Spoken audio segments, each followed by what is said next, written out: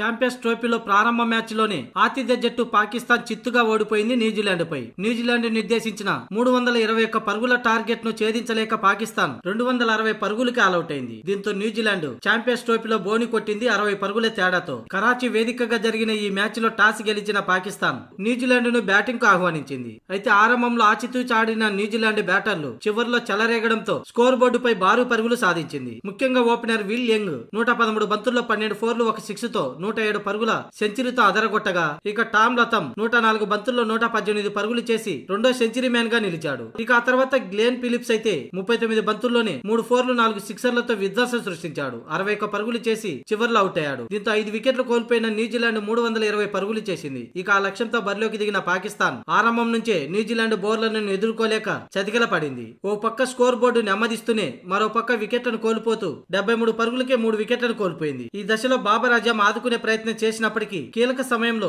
64 పరుగులు చేసి అవుట్ అయ్యాడు. ఇక సల్మాన్ అలీ దాటిగా ఆడే క్రమంలో 42 పరుగులు చేసి పెవిలియన్ చేరాడు. అయితే చివర్లో కుష్ దిశ 49 బంతుల్లో 10 ఫోర్లు ఒక 6 తో 69 పరుగులతో ఒంటరి పోరాటం చేశాడు. కొండంత లక్ష్యాన్ని ఛేదించే క్రమంలో దాటిగా ఆడుతూ వికెట్ ను కోల్పోయాడు. ఆ తర్వాత మిగిలిన వికెట్లను కూడా కోల్పోయి 47.2 ఓవర్లలో 260 పరుగులే చేసింది పాకిస్తాన్. దీంతో న్యూజిలాండ్ 60 పరుగుల తేడాతో ఛాంపియన్స్ ట్రోఫీలో తొలి విజయాన్ని నమోదు చేసింది. దీంతో ఛాంపియన్స్ ట్రోఫీలో తొలి ఓటమితో పాకిస్తాన్ సెమీస్ అవకాశాలను సంక్లిష్టం చేసుకుంది. సెమీ చేరాలంటే భారత్ బంగ్లాదేశ్ పై గెలవాల్సిన పరిస్థితి.